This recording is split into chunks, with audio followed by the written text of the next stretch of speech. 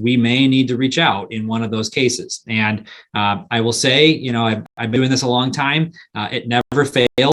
Some committee will unfortunately incur, a late filing fee for having failed to file a statement. And someone is not checking the PO box that they really ought to be, and days or weeks or even months will go by, and then finally the committee will finally go to the PO box, open their mail, and see, oh no, I was supposed to submit something to the county clerk, and the committee did not do that, and now the late filing fee has hit the maximum, and it's expensive. So again, pay attention to the due dates, but also make sure that we have got the most up-to-date contact information for your committee. And if it changes, if you change an address or a phone number or an email address, please file an amended statement of organization so that we can have that up-to-date contact information. The one thing that we do not do, and that folks probably assume that we do, but we do not review or process complaints. Michigan campaign finance law requires that complaints be filed, official complaints be filed with the Michigan Bureau of Elections, which is a division of the Michigan Secretary of State's office. So they have an official and formal complaint filing process and form that needs to be followed. So if you or someone, a voter or a member of the public, has reason to believe that the Michigan Campaign Finance Act has been violated in some way, shape, or form, there is that formal complaint option that is made available through the Bureau of Elections. The county, we are happy to talk to you about complaints or talk to the public about them. We explain the laws, we explain what is allowed and what's not allowed to people on a regular basis, but we are not the agency that's empowered to actually officially investigate complaints related to violations of the act. So please do keep that in mind. You can find the publicly available campaign finance database at washtenaw.org/campaign finance.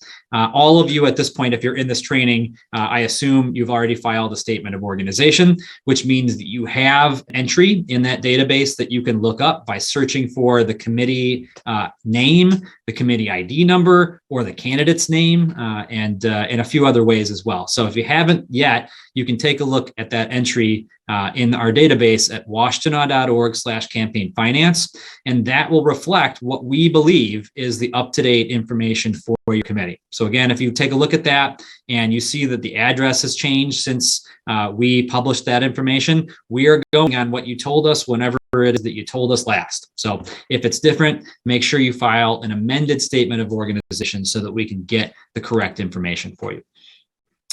There are several different committee types that are required to register with the county clerk's office. There are 4 here on the slide, but only 3 of them apply at the county level. So candidate committees, which I believe most of you represent, and then to a lesser degree, political committees, independent committees, which are related to political committees, and ballot question committees. You'll see here on the slide that political party committees also are a thing.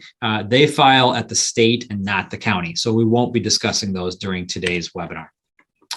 So let's discuss first candidate committees, and first define who or what a candidate is. A candidate under the Michigan Campaign Finance Act is a person who files a fee or an affidavit of identity or nominating petitions to appear on the ballot. That includes write-in candidates and folks that are nominated via a convention, which would mean minor party candidates. A person who spends or receives money to further their nomination or election to office. So that means even if the committee or the individual hasn't filed a fee or their affidavit or a nominating petition, but they have accepted money as a contribution from someone because they're intending to do that, the person becomes a candidate under the Campaign Finance Act at that point. And also included under this definition are office holders who are subject to a recall vote. There are some exceptions. During the August state primary election, there were a whole lot of folks running for the office of precinct delegate. Those folks do not have to file a committee and are not considered a candidate under the Campaign Finance Act. Nor are people running for federal office. Those folks need to register with the federal government and file reports accordingly. And again, there are a few other candidate exemptions here as well. The notable one is school districts. Folks in the Manchester, Milan, and Whitmore Lake school districts. Candidates in those areas are not considered candidates under the Michigan Campaign Finance Act because of the size of the school district. So assuming that the candidate in those 3 school districts spends or receives less than $1,000, in that case, they do not need to register and file reports. If that threshold is exceeded, then they would, like all of the rest of the candidates that need to register and file with our office. Candidate committees owe the statements that you see here on this slide. The most pressing ones, the ones that are upcoming here, are the pre-election and post-election statements for the November 8th general election. In addition, during off years when the candidate is not on the ballot, and if they do not maintain the reporting waiver, which I'll discuss here momentarily, quarterly statements are also owed by those committees, as is an annual statement, unless there are certain thresholds or certain criteria met, which again, we'll be discussing during today's webinar. The other thing that candidate committees must file are late contribution reports. And I'll be discussing that in a little bit more detail later on today as well. But late contribution reports are required to be filed during a certain period of time prior to Election Day if the committee receives $500 or more from the same contributor during that time period. And these trip folks up a lot, unfortunately. Even if you've got a reporting waiver, even if the only contribution that your committee receives is on, let's say, the 5th day before Election Day and it's $500, the reporting waiver would still be in effect in that case. However, because that $500 threshold had been hit during the 15th to the 3rd day prior to Election Day, a late contribution report would be required. And again, I'll discuss this in a little bit more detail later on. But these are the sorts of statements that we are looking to be filed by your candidate committee if they apply, if you're on the ballot, and if you're receiving funds or expending them during the time periods in question.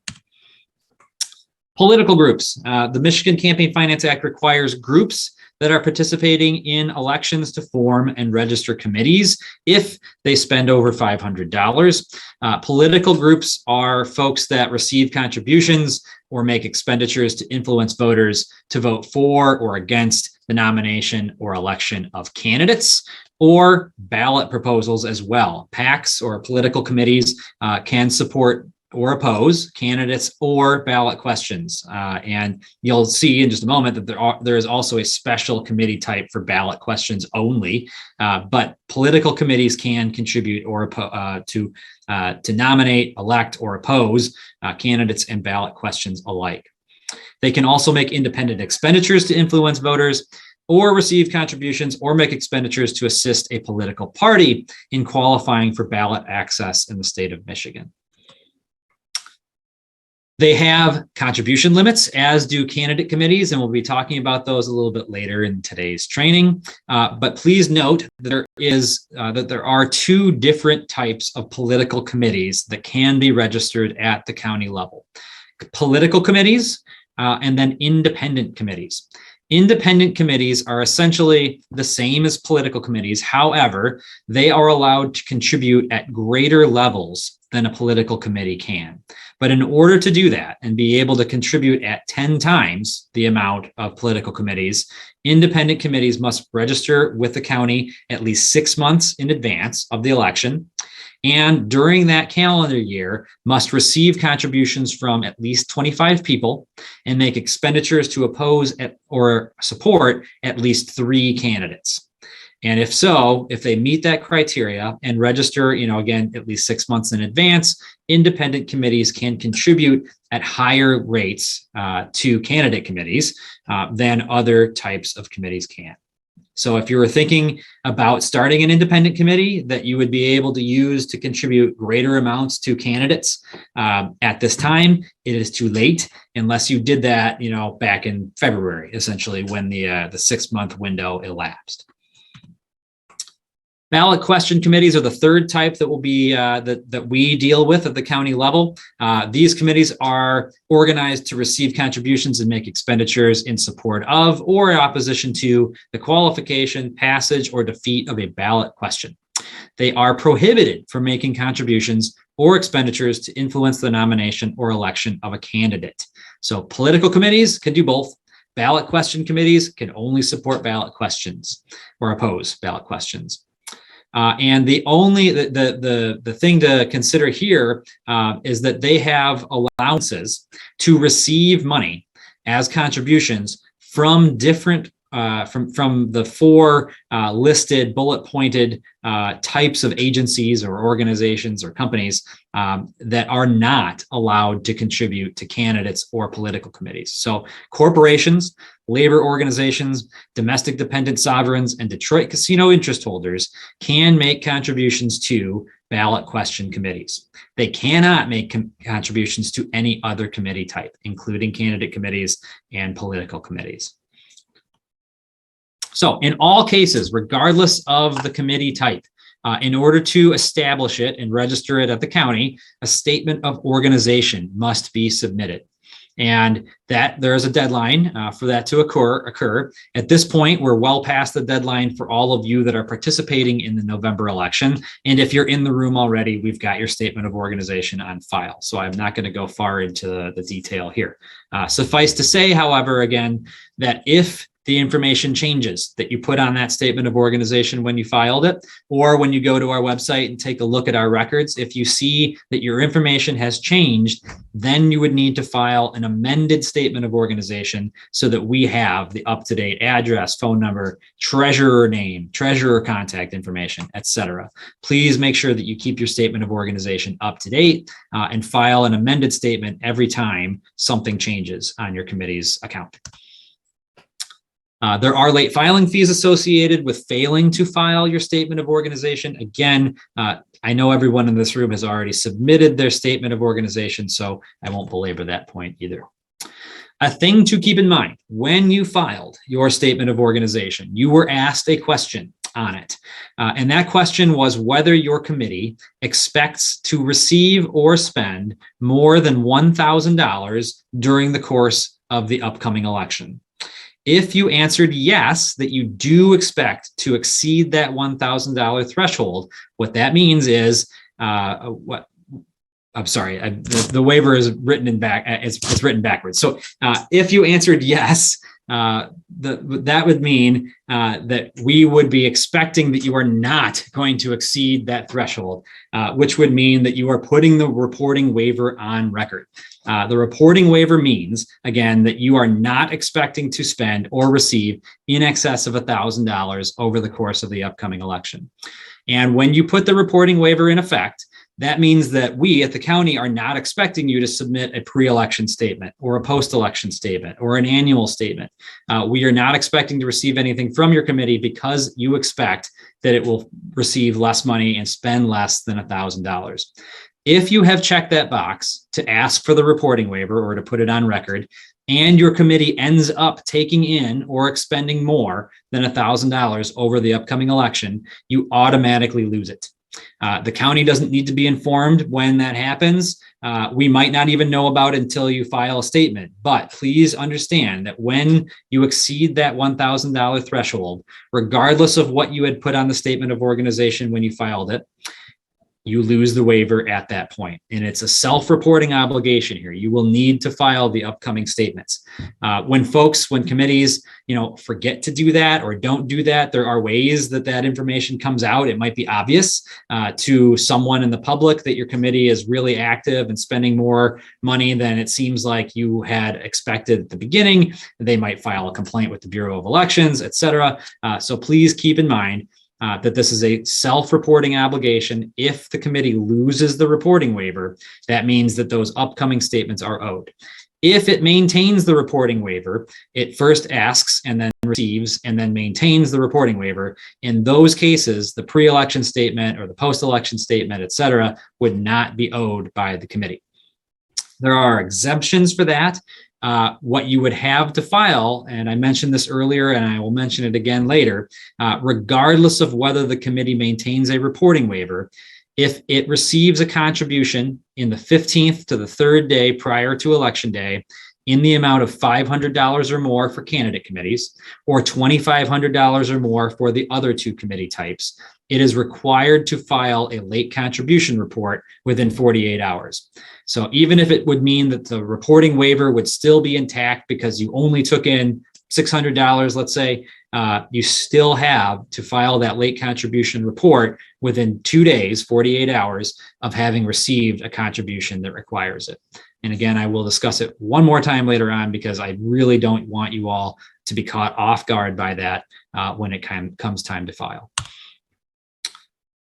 This explains the reporting waiver. And again, I just touched on most of it, but it's also important to remind you all that you can regain the reporting waiver if you meet the requirements to do so. So the waiver can be regained if the committee files an amended statement of organization to request it, and the statement's been signed by both the candidate and the treasurer, and the committee has an ending fund balance less than $1,000 and debts and obligations less than $1,000. If those criteria are met, you can report or you can regain the reporting waiver simply by requesting it by submitting an amended statement of organization to do that. The timely filing of pre-election and post-election statements is extremely important. Post-election statements are timely if, and this is where things get really weird and tricky. The Michigan Campaign Finance Act, if you haven't been able to tell already, is wildly non-intuitive, I suppose, but there are different criteria for different statements that allow them to be considered submitted on time. So I'm going to go through them very carefully here. And again, please pay attention to these report deadlines and how you can make sure that they are received on time when it comes time to submit them in October and then again in late November. Post-election statements that would be due in late November after Election Day are timely if they are submitted through the county's e-filing system by the deadline, and Trish will talk about the e-filing system a little bit later, or if you are submitting them on paper, if they are mailed by certified or registered mail overnight and postmarked on or before the filing deadline. If they are not mailed by certified or registered mail, then they need to be received by the deadline. If you're just going to drop it in the mail first class, put a regular stamp on it, we have to get it in the office by 5 o'clock on the deadline. You could, again, postmark it or consider it on time with the postmark date only if you mail it under certified or registered cover. Pre-election statements and quarterly statements are received timely if we receive them by the e-filing system by the deadline, or if they are mailed by certified or registered mail overnight and postmarked at least 2 days before the filing deadline. Or if you're going to mail it by any other means, including by first class mail, again, we have to receive it by 5 p.m. on the deadline. Again, it's tricky stuff, so please just be on time, be early. There is a point where it is too early to file, of course, to make things more complicated than maybe they need to be. There is a close of the books date. The close of the books date is the time period through which the report needs to include. So you cannot submit your report earlier than the date after the close of the books. But once that date happens, once we're past the close of the books, you could submit your report the next day. And that way you are sure that we've got it well ahead of the deadline and you would not incur any late filing fees for having missed it. These are the filing deadlines for the upcoming election. And then what you would need to file if you were not on the ballot this year. So Schedule A at the top, again, relates to who I think mostly is in the room, candidates or committees that are active during this upcoming election. So the close of the books for the upcoming pre-election statement is October 23rd, and the statement is due October 28th at 5 o'clock. The close of the books for the post-election statement is November 28th, and the statement due date is December 8th at 5 o'clock.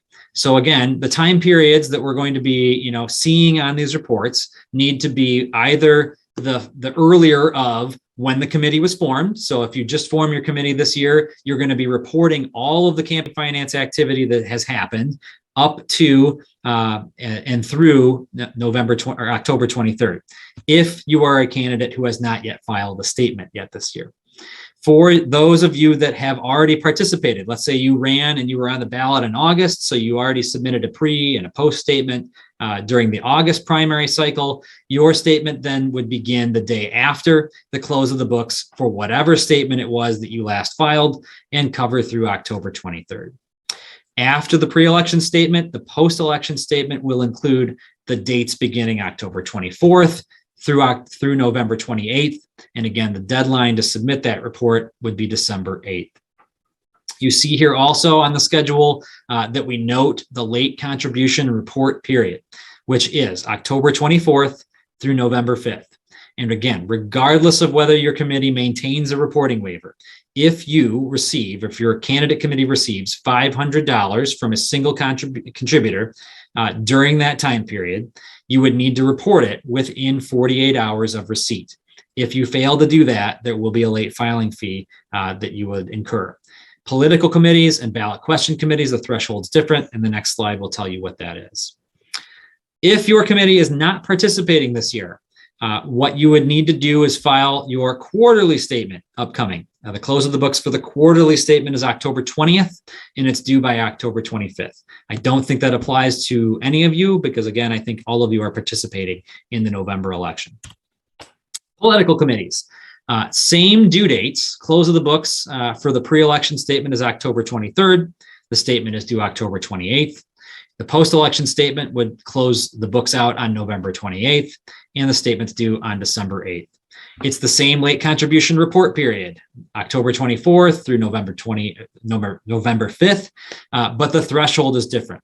If your committee, a political committee or a ballot question committee, receives $2,500 from a single contributor during that time period, then you would need to file a late contribution report. In addition to the late contribution report, those contributions will also need to appear on your post-election statement, and that covers across the board too, all of the committee types that applies. And then you can see here the upcoming statement date for the annual statement, which is required unless your committee submits a post-election statement in December. Ballot question committees, again, the same deadlines for the November election. However, there are additional filings required of ballot question committees, including quarterly statements throughout the year that would have led up to this point. We are now past the last quarterly statement, which was due in July. So if you are working with a ballot question committee, if you are maintaining that, or if you are supporting a proposal or opposing it during November, you will file the upcoming pre and post-election statements. If your ballot question committee is not active during this election, your next statement would be the annual statement due in January. Late filing fees can get very expensive.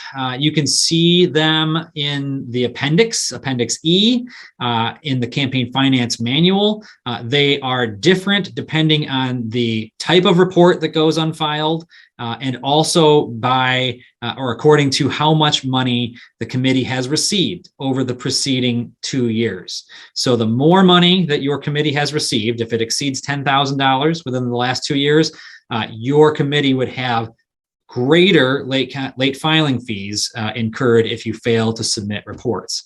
And again, we do not want you to be in this situation. We do not want to take late contribution or late filing fees from your committee. We want very much for us to all get through the November election cycle without having to spend an extra penny or receive a penny than is necessary. So please pay attention to those filing deadlines. Make sure you're on time because it can be very expensive for your committee if it does not file timely. Okay, so one more time on late contributions, because this is just such a critical issue, and we see committees fail to file these reports every election cycle, even though, of course, we discuss it in these webinars, even though it's printed on the materials that we provide, folks forget about it, and we do not want you to be in that circumstance. So just one last time on late contributions.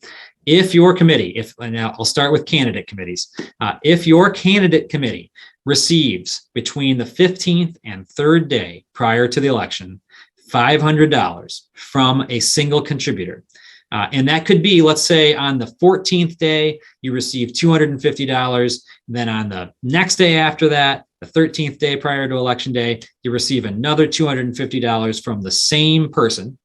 At that point, you have received $500, and it triggers the late contribution report. And that is a very simple and short report. It's a single page. And on it, you will say, here is the contributor. They have given me $500 during the late contribution reporting period. And you have to submit that to the county clerk's office within 48 hours of meeting the threshold, the $500 threshold for contributions from the same individual. That contribution needs to be reported on the post-election statement that will be upcoming in November as well. So you're kind of reporting it twice, but the intent and the purpose of the late contribution report is to alert the public that you have received a significant contribution under the eyes of the Campaign Finance Act close to the election date, after you had already filed your pre-election report, because it's not on that. You didn't report it on the pre-election statement because you hadn't received it yet. There is a requirement that it be reported within 48 hours so the public can be made aware that it has been provided to your committee. All other committee types, so political committees and ballot question committees, if your committee is participating in the election and you receive a contribution during that same time period, the 15th to the 3rd day prior to election day, in the amount of $2,500 from the same contributor, you are required at the point that you hit that $2,500 from that same contributor to report it immediately or within 48 hours to the county using that late contribution report form. The form itself is available on our website. Again, it's very simple. It doesn't ask for a lot of detail or information. You do need to keep in mind that it needs to be reported per day. So if you were to receive, I'll go back to candidate committees. If the candidate committee received on the 15th day $500 from contributor A and $500 from contributor B, you'll report them on that day or within 48 hours of that day. And then let's say the next day rolls around and now you've got a $500 contribution from contributor C. Now you need to report that within 48 hours of that day. So each day that you're receiving these late contributions, you would need to report them within 48 hours of the day that the contributions are received by the committee. The late filing fees for late contribution reports are even more, excessive, I guess, than regular reports, for lack of a better way to describe them. They get very expensive. They can go up to $2,000. They do vary on the amounts of money that had been contributed to your committee, and they can be, again, a very, very burdensome penalty up to, again, $2,000. So please pay attention to the late contribution reporting period and make sure that those are reported timely. My last item before I hand the baton over to Trish is to discuss identification. The Michigan Campaign Finance Act is very explicit that when your committee purchases printed matter, so that could be a sign, could be a billboard, could be flyers that you're going to pay to have printed and then hand out, you need to identify the individual or the committee that is paying for that material. So again, the major items, the things that we see most often are yard signs, right? So if your committee is buying yard signs, it must declare on the sign itself, each one of them, the name of the committee. You have to say basically paid for by, name of the committee, and include the address as well. That's required on all printed matter, except for these items here. So basically this list, and it's kind of hard to read all of it, but this list excludes small things, right? So if you're going to buy pens and hand out pens at an event or a parade or something like that, pens don't have to have paid for by your committee name. But everything else, all of the larger items, and again, especially signage, billboards, flyers, those do need to indicate the name of the committee that has paid for them. needs to be clear. The failure to do that knowingly first off, it's a misdemeanor offense, and there is a penalty, a fine that would be levied against the individual or the committee that knowingly violates this section. So please, again, if you're going to be buying signs, make sure to indicate on the sign itself that the committee has paid for them, and include the address as well. With that, I will stop for some questions. I see one here. What if flyers are made by volunteer labor? For example, no money paid for them. If the committee is not paying a dime to create something, then okay, then you don't need to print the paid for by.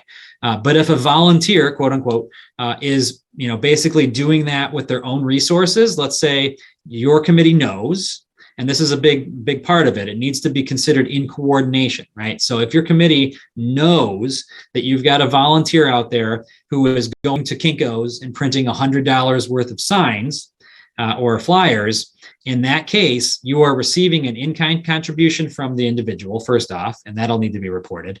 And because of that fact, the committee would also need to indicate that it is being paid for by that individual that's buying the flyers or signage. If the committee doesn't know about it, then the committee doesn't have to report it. That's the other thing here. This training is for candidate, ballot question, and political committees. It's not really so much for folks out there making independent expenditures, quote unquote. Independent expenditures are essentially, people out there doing their own thing, saying, yeah, I'm going to try to help out this candidate, but maybe they never even give you a call. You have no idea about it. Your committee isn't required to act on that if you don't know about it in the first place. The next question is, who do we report to if people do not put paid for by on their signs? Well, you can let us know at the county, and what we do in that case is reach out to the committee and say, hey, we got a report that you're not including that information. We remind the committee that it is required. We suggest some ways that they can remedy that, but to file a formal complaint about that, you would need to go to the Bureau of Elections and file that, official complaint. And someone's asking me to go back to the last slide. I can do that. Hang on. All right. And the question here is, does one have to say paid for with regulated funds? Only if the committee is a political committee or a ballot question committee do you need to include that little statement as well. The candidate committees only need to say paid for by committee to elect me at a certain address. The other two committee types need to say paid for with regulated funds by insert committee name and address, just to keep you on your toes. Any other questions for right now before I hand it over to Trish?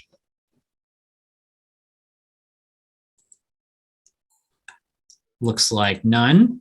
Oh, all right. One more.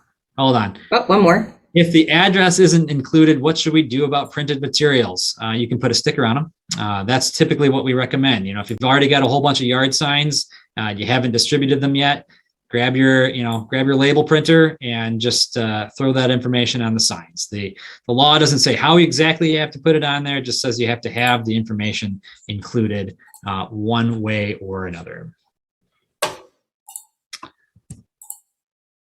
What about social media ads? What about social media ads? Those are also printed matter. Remind me, Trish, though, how do we deal with it? Yeah, there are the things that need to be reported on that too, or there's disclaimers. If you go to the Appendix J, it lists out for you radio needs to say this, social media needs to say this, print needs to say that. That's the best thing to do because there's different things in what we consider social media, and it'd be hard for us to go through on this the seminar or the webinar. So just go to Appendix J and look at that information if you are doing social media, and it'll spell out for you what needs to be on there. Thank you. Okay, another question: is website construction in kind? Is website construction in-kind donation to be filed as a monetary contribution? So I think what this is getting at is if someone builds your website and they don't charge you for it, yes, they have provided an in-kind contribution to the committee if They normally do that if it's a thing that they do on the side, if it's something that they're engaged in professionally, if they would normally receive remuneration for doing that service, then yes, they've volunteered or donated, contributed their time, whatever they would normally put into that sort of activity. So you would need to report it as an in-kind contribution. How do you report if you use personal funds for several weeks before setting up a committee? How do those get reported? Contributions from the committee or from the candidate themselves are reported just like all others. So you would put that on your pre-election statement upcoming here and report it in October. Those contributions, you would say, because basically the candidate themselves and their committee are two separate things. The Michigan Campaign Finance Act considers the committee to be the organized group that is actually responsible for paying for things related to the candidate's nomination or election to office. So the candidate themselves, if they are buying things on their own behalf to help them win office, they are essentially making contributions to their candidate committee. Even if they use their own personal funds, they use their personal credit card to buy some signs. In that case, it's an in-kind contribution made to the committee itself, and they do need to be reported. The thing to keep in mind here are that contribution limits do not apply to the individual, the candidate themselves, and their immediate family. So we'll talk about it later on today. I believe we've got slides about the contribution limits for each committee type. The individual, the candidate, and their immediate family can contribute unlimited amounts to their own committee, but all of those contributions still need to be reported on the statements that are upcoming. For material already distributed, do you have to go back and apply labels to those, such as yard signs?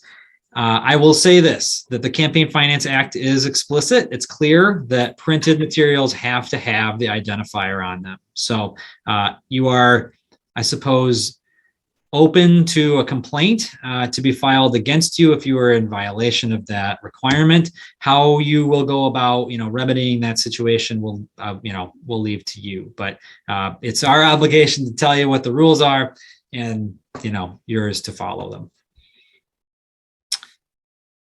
All right, and now I can hand it over to Trish, and we'll take you the rest of the way and continue to answer questions along the way. All right, let me go out here and start the slideshow where Ed left off. In a sec. Current slide. All right, and can you see that? Oh, look at this little display settings. Hang on a second. Do this way. I think, hopefully, Ed will let me know if it's isn't being shown correctly. Hopefully, I did want to say one thing too. I know we were kind of beating this issue left and right. For the late contributions, one of the things, and Ed mentioned, I'm usually the one going to go through the reports, that I see quite often is that people don't consider the money that they put in to the election as a contribution, but it is. So in that 3rd to 15th day prior to the election, in that late time frame, if you put money into the election, even if it's an in-kind type of thing, it still is considered part of the late contribution. So just keep that in mind as well.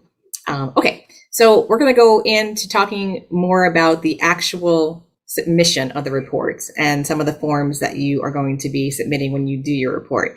So these are basically for people who have been over the threshold and need to do the either the pre and post reports, annual report, quarterly report, whatever the case may be. Every report that comes in after your statement of organization is going to have a cover page.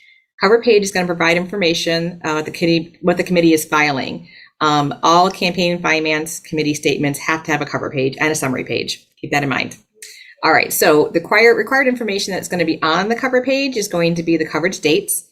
And again, we talked about the close of books, and we'll talk a little about what that date time frame will be. And if you're using the e-filing system, it's nice because it'll automatically put those dates in there for you, which kind of helps out because sometimes it gets confusing to go back and look to see, what the close of books was, if you were doing an amendment and that sort of thing.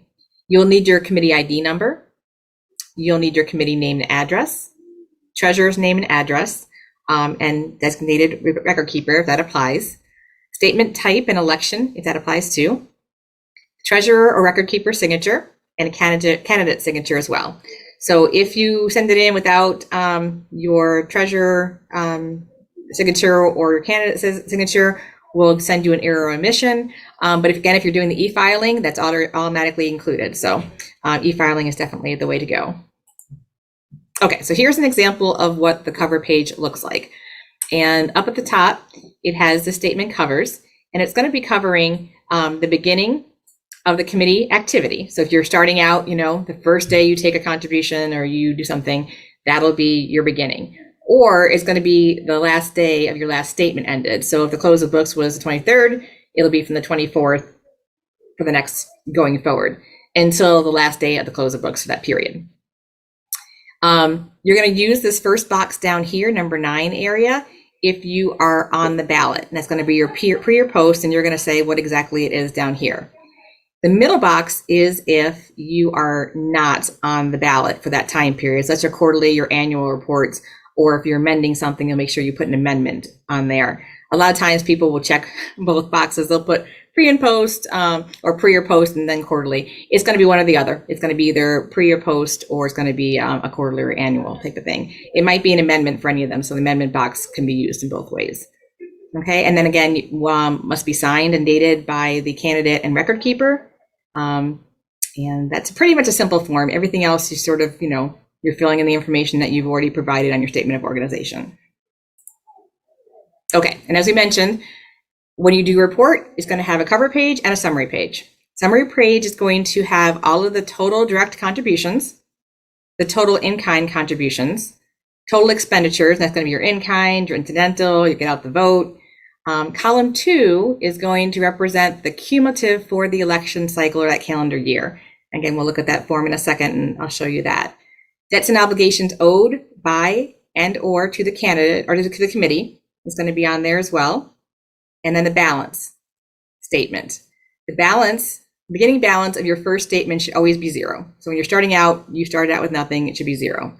The beginning balance of all subsequent statements would match the ending balance of your last statement. So you're kind of bringing that over.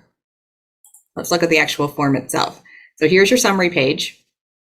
And the first column, this is where you're actually putting the amounts in, how many contributions you had. Now pay attention. So when you put in your total amount of contributions that are going to be on the report, and again, if you're using the e-filing system, you're putting it in there and it's automatically filling in the summary sheet for you. But if you're doing a manual form, you're not going to have that. So you're going to make sure that the actual amount you have here, look over and say, oh, itemized, I have $2,000. But it's telling you there should be a Schedule A to go with that. So look over here to make sure you have the schedule that coincides with the total amount you have here. If you're putting in 2,000 contribution, you need to have Schedule A that breaks down what contributions those are individually. Debts and obligations will be listed on each report until they are paid back or forgiven. This is important to know. So if you are putting something as a loan or you need to pay something back, if it's on the schedule, you need to include a Schedule 1E at the end that shows when that loan was given, what the amount is. And then as you go along for the next report, if that loan is still outstanding, that same Schedule 1E needs to be on that report and needs to be listed on your summary page as well. And that has to continue on every report until either the loan is paid back or forgiven. Otherwise, it needs to be on the report, kind of keeping a running total. So at the end, if you have $10,000 and you want to pay yourself back, you can't pay it back unless you've reported it on each of the reports. And then you can always do an amendment if need be, but just make sure that it gets reported every time. Column 2 here, just sometimes confuse people. That's your cumulative, and that's the cumulative for the election cycle. And election cycle begins the day following the general election you were on the ballot and ends the day of the next general election in which the office appears on the ballot. So keep that in mind. You're going to keep that running total of what happens here. This is actually what's happening during that coverage period in column 1, and column 2 is the cumulative during that election cycle. And we talked about before, line 13 is going to be either 0 for starting, or it's going to be the ending balance from your last report. And then you're going to add in contributions and then expenditures and then get your bottom line. Okay, contributions and other receipts. Contributions are things that are given to the committee for the purpose of influencing one of the following: nomination or election of a candidate, qualification, passage, or defeat of a ballot question, qualification of a new political party. So those are the things that a contribution is going to be. There are two different types of contributions. There's direct, where someone's just giving you money, and then there's in kind, which includes goods and services provided. Other receipts are funds that are coming into your committee that are not intended to influence the election. And an example of that is just like bank interest, what I see the most of. And that's usually small amounts that are put in there, but they're still affecting your bottom line, so they're still contributions. All contributions must be reported regardless of the amount. So there's a zero floor reporting. So if you get a penny, you gotta put it in there. And there are some times when people put out the the PayPals or the GoFundMe type things, and people give $1 or whatever, and they think that's small. It needs to be reported still. Okay, so itemized direct contribution schedule. So all contributions of money must be disclosed regardless of amount. This includes candidates' own contribution. And again, this is where people kind of get confused. They're like, oh no, I didn't spend any money, or I didn't receive any money. If you're putting money into the committee, that is an actual contribution. So the required information for contributions is going to be the date it's received, the amount that's received, the name and the address of the contributor, and the name and of the employer address and occupation if the amount given is over 100, and that's cumulative. So if someone gives you 50 on one day and gives you 51 on another day, that's when you start putting in their employer information as well. Again, cumulative for that election cycle or election calendar year. Okay, in-contribution schedule. In-kind and contribution schedules are donations of a good or service. And Ed mentioned that earlier. So basically, if someone's doing your website and that's what they do for a living, that's an in-kind contribution. You'll make sure you put that in there. Somebody is buying products for you or buying your signs, in-kind contribution. You putting your own money into it can also be an in-kind. It could be donation. If you're buying it on behalf of your committee, that'd be an in-kind. If you're putting the money in, that's a direct contribution. Required information for in-kind contributions are going to be date received, the fair market value. So again, like if it's a website designer we mentioned earlier, what do they normally charge for that service?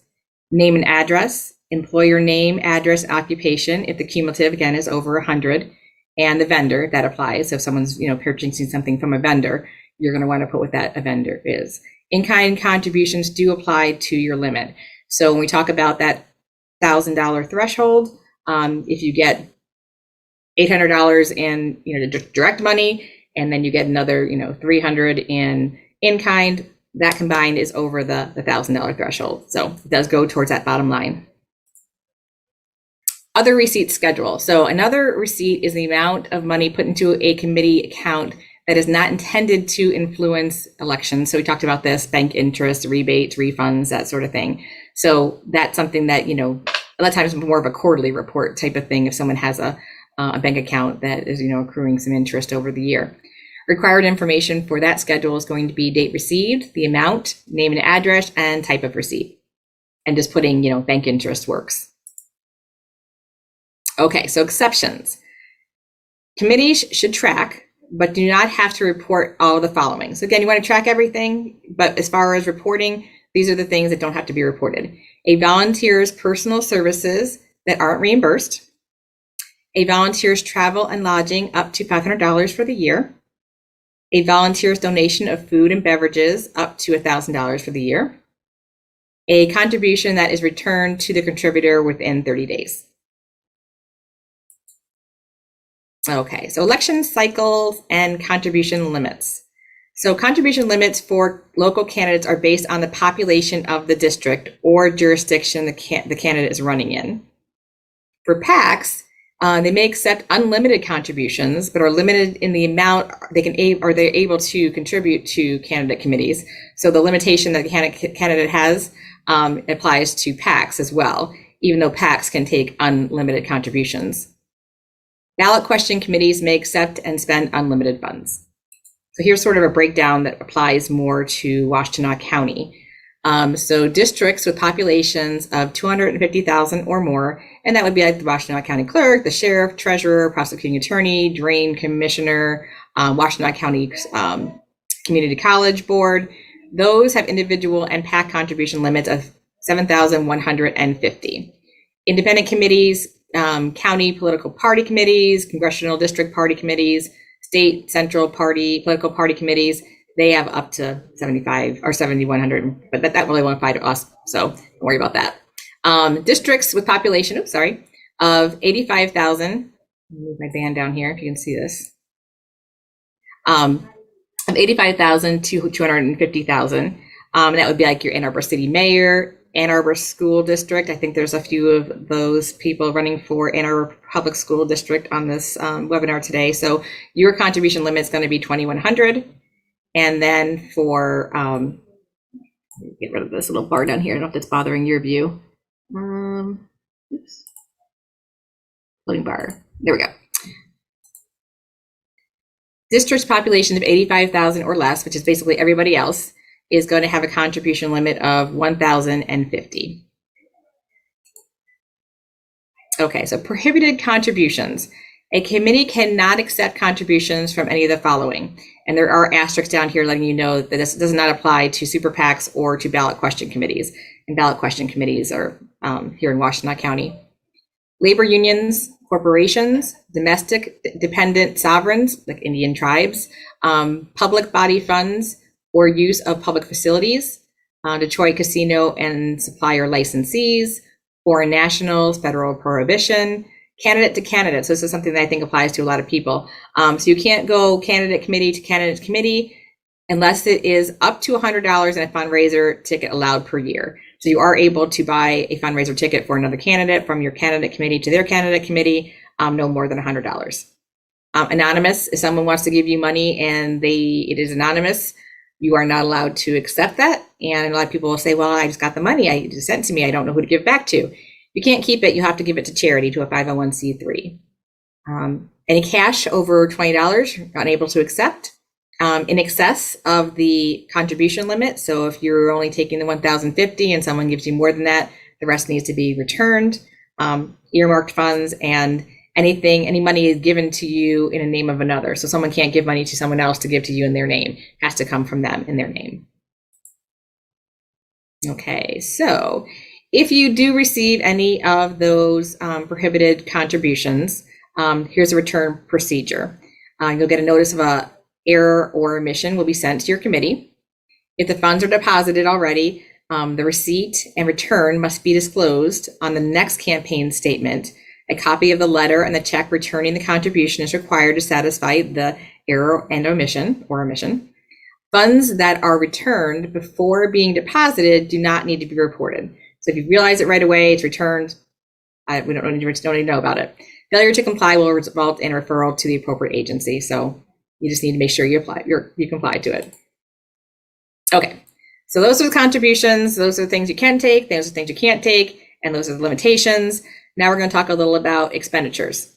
An expenditure is a payment for something of value that will aid in the nomination or election of a candidate, the passage or defeat of a ballot question or qualification of a new political party. And those types, again, are direct, get out the vote, office holders, instrumental disbursements, independent, and in-kind. We're going to talk about these in more detail on the next slides. So itemized direct.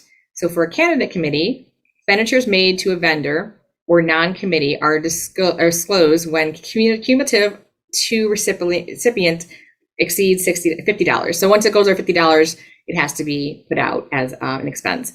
All expenses that are over 50 must be in written instrument. Petty cash is limited to 50. And that's going to require your date, name and address, amount, and purpose of the description.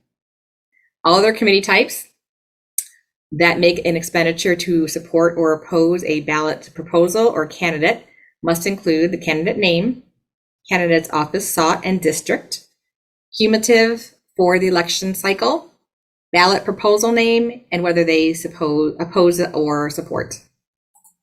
Again, this is all on the form. So if you're just following the forms and you're filling in the lines, it's all going to be on there. So required when the committee makes an expenditure to a person that pays more than $50 to another party on behalf of the candidate. So when an itemization has to be made, and the best example, the easiest example to talk about this is, let's say you're hiring an advertising agency, and you have Joe's advertising agency, and it's $5,000 to them. That's just the memo itemization. Below will show you from the money that you gave Joe's advertising agency, they dispersed to a TV station to run an ad on the station, $1,050. So it's itemizing the memo from the above. So if you have that, that's usually less likely to have, but that's how you would do a memo itemization of an expenditure. So if you're giving it to one person, they're paying another people, you need to itemize that out as well. In-kind expenditures are really rare. Committee donates goods and services as an expenditure. The fair market value is not subtracted from the balance statement. An example would be a committee gives a used computer to a charitable organization, and that's basically you're doing an in-kind expenditure.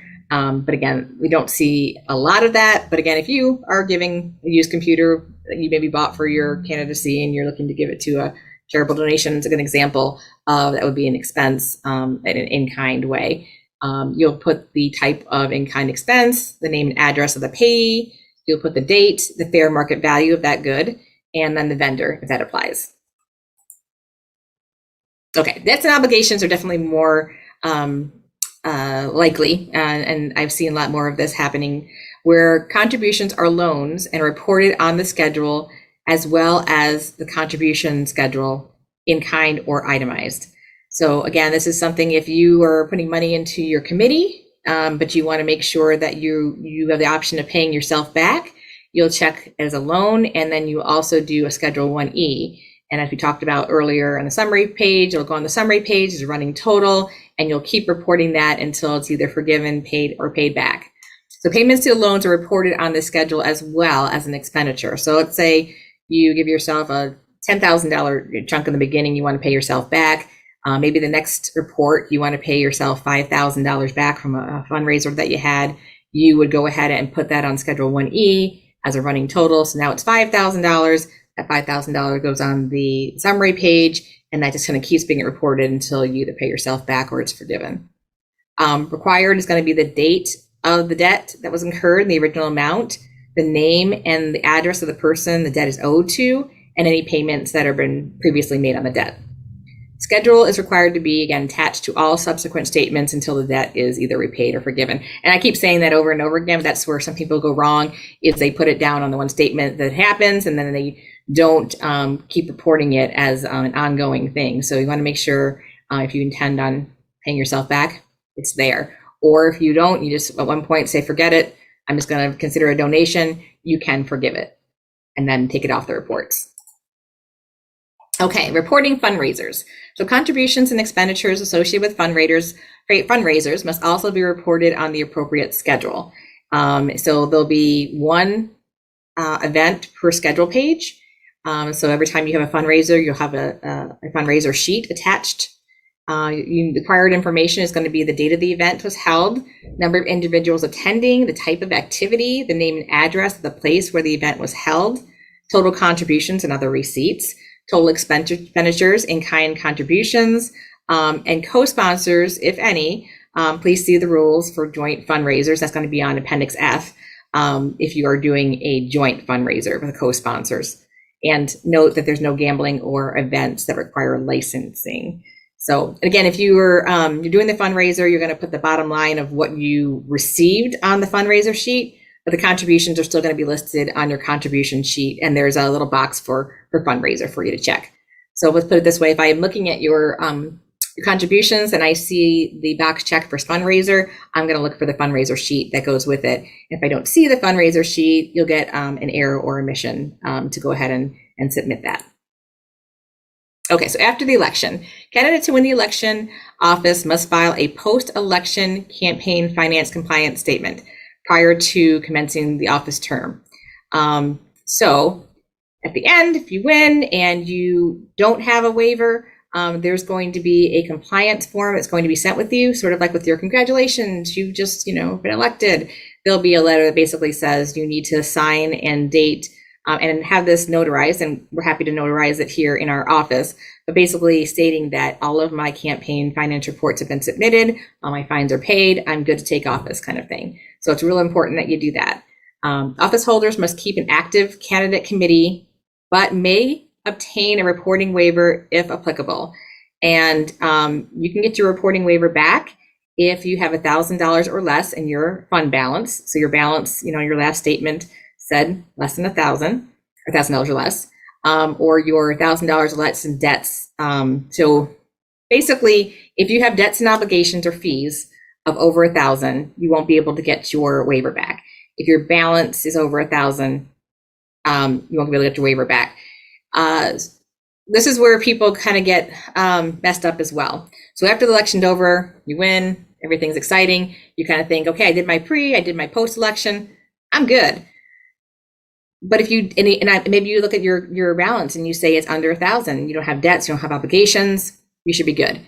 We don't automatically give you your waiver back. This is where it's a little unfair in some ways.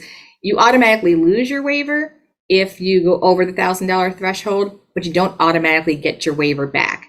So after the election, look at your balance. If you are under that $1,000, I suggest that you submit an amended statement of organization asking for the waiver back.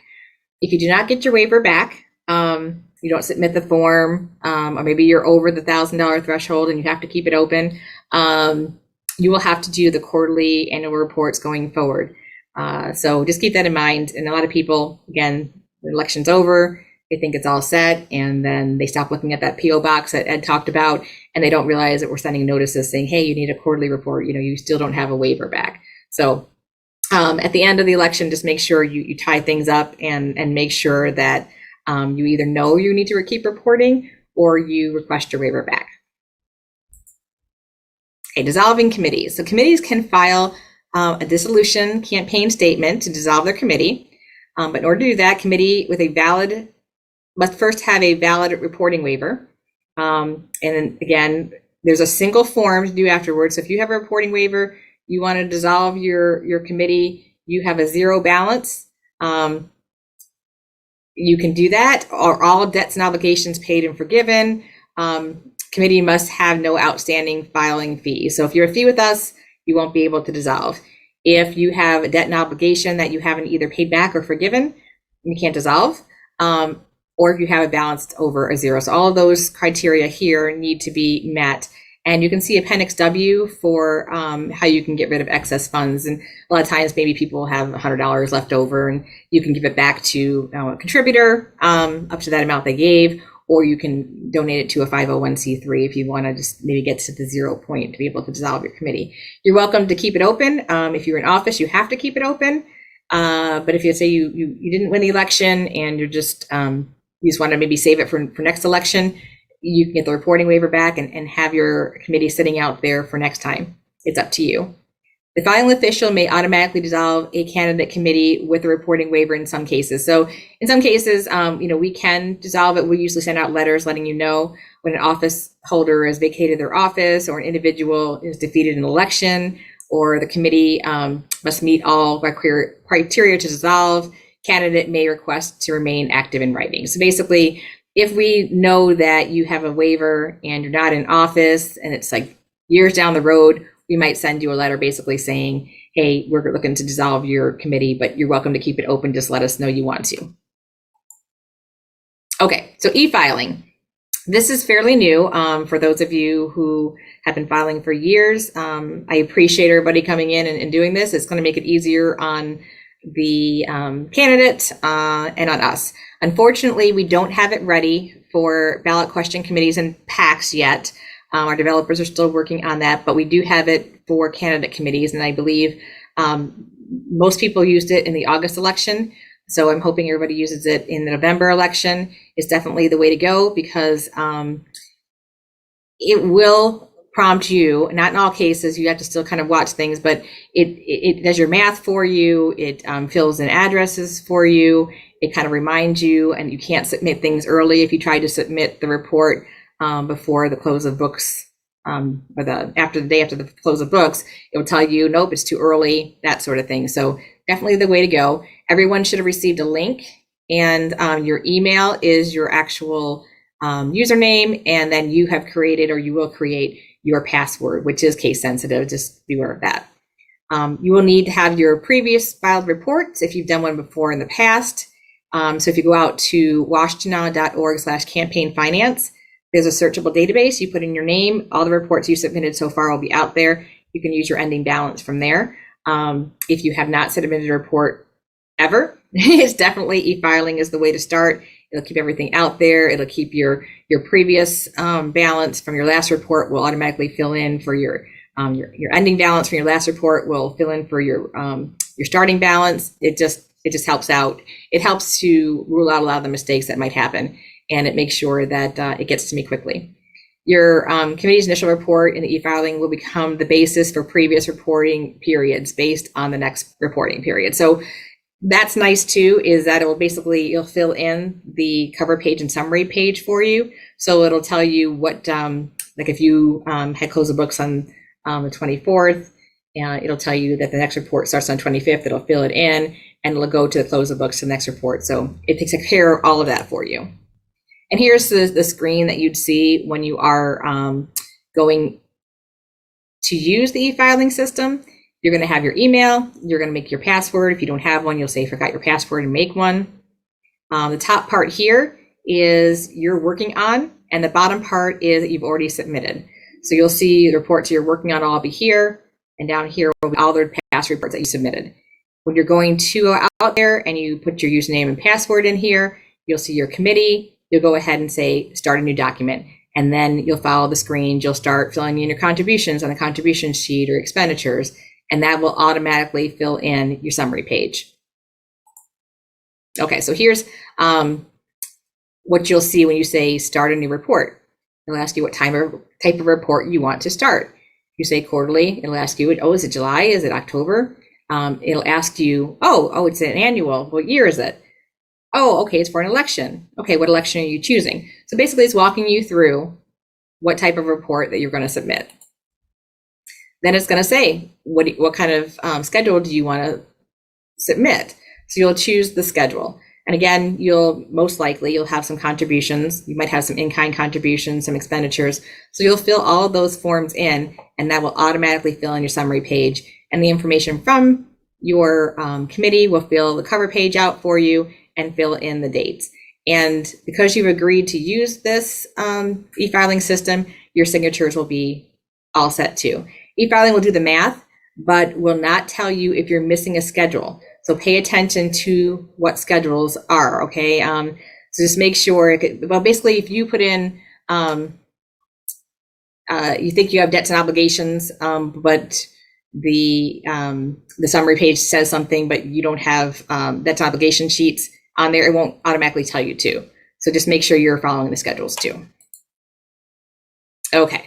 So this is the sheet. So like I said before, up here are the reports that you're working on. The bottom are the ones that you've already submitted.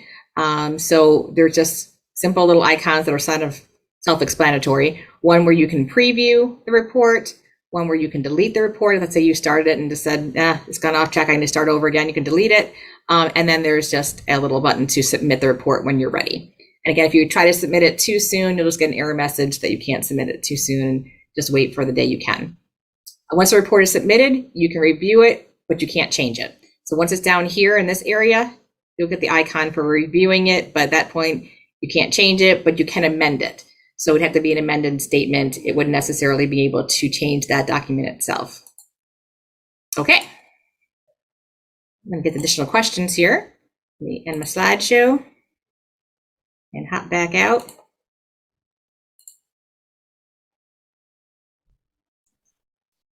I'll tackle some of them while you're doing that, Trish. So, yeah, well, I'm trying to figure out how to get back on here. Sorry. No problem. First question, if someone Venmos or PayPals a donation and the company deducts some money before it arrives to the committee, what is the donation to be reported? It is the full amount that the individual contributed, regardless of how much Venmo or PayPal takes. So please consider that if you're using one of those services. Even if all you get, if someone contributes, $100 and you only get 99 because Venmo took $1, you still report a $100 contribution. And that applies to your contribution limit as well.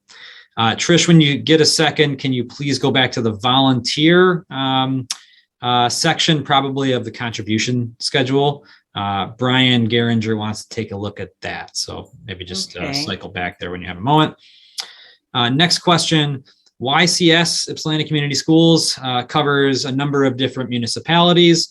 What is the contribution limit? It is $1,050. So Janice, no, it is not $2,100. Unfortunately, the population size, and I just checked right before answering this question, the population size of YCS is about 60,000 people. So the next level up to be able to receive $2,100 from an individual is at 85,000. So the school district area is at the lower contribution limit. Next question, if you receive a donation, a contribution via Venmo, it may not have the contributor's address. Can you just list their name and via Venmo? No, you have to have the contributor's information, including their name and their address.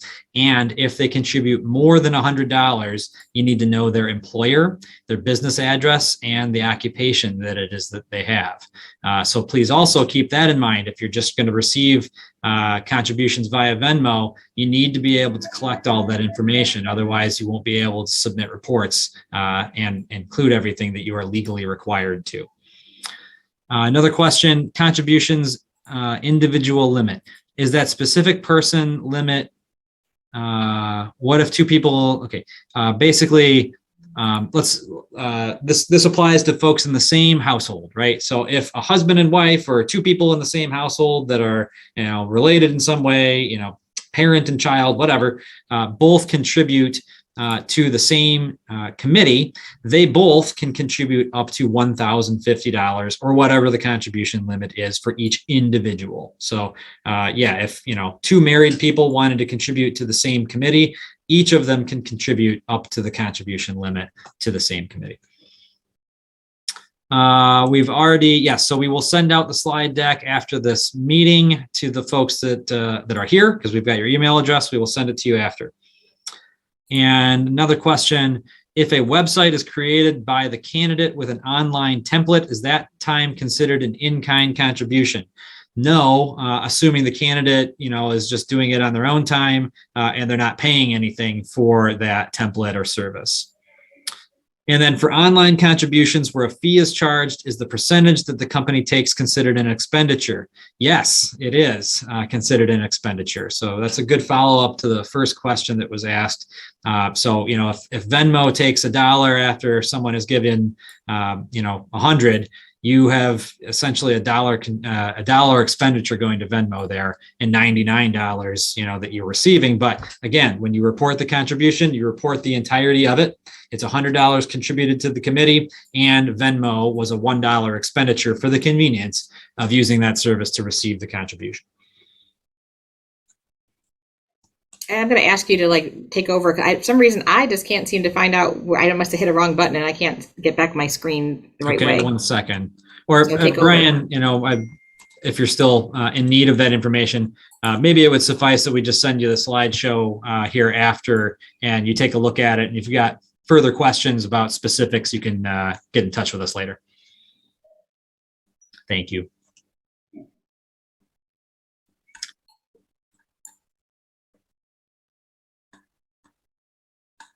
All right, I don't see any other questions in the Q&A box.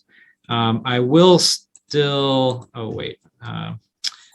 well, I've closed it out too. So I guess I'll just say this. If there are any other questions, please feel free to ask them, put them in the Q&A box right now.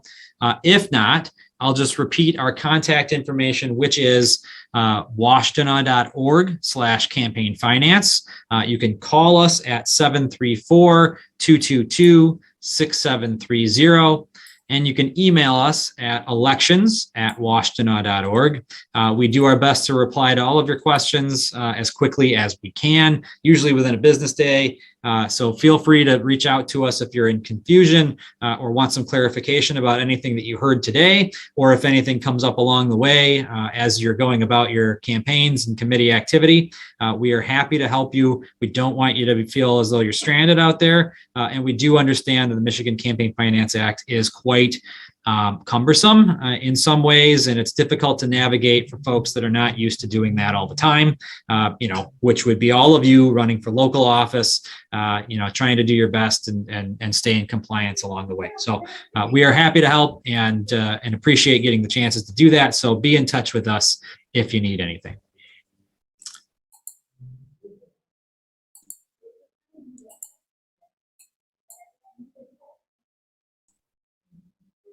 Okay, I'm unmuted again. And with that, if there are any other questions, feel free to call us after. I will adjourn us otherwise and hand you back about a half hour or 40 minutes of your time. So thank you again for attending today, and we will be in touch, I'm sure.